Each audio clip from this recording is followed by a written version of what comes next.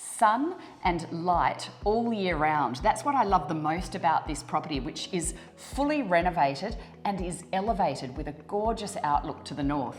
And to top it off, this property is practical with the master on the same level as the living, suitable for everyone.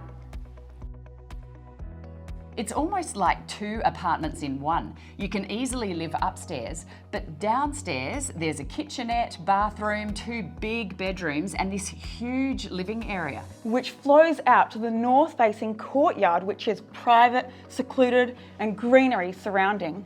And that courtyard makes it so easy if you have a pet. And you can entertain and the children can hang out while the parents are upstairs.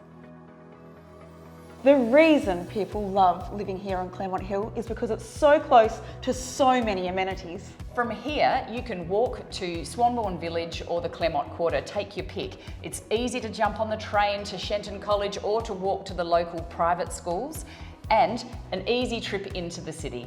This is a wonderful place to live.